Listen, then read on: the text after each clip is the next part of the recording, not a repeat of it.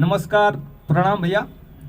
हम आप सबके छोट भाई छोट बेटा सिंगर गोविंदराज उर्फ चौबीसा जी गोट चुके प्रणाम करता नहीं पूरा भोजपुरिया जहान के।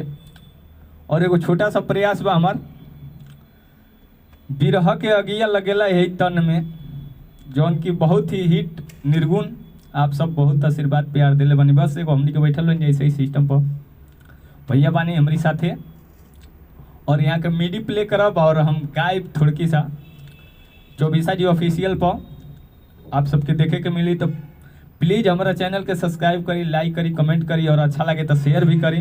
देखी कैसे हमनी के प्रयास है, बस छोटा सा प्रयास भाई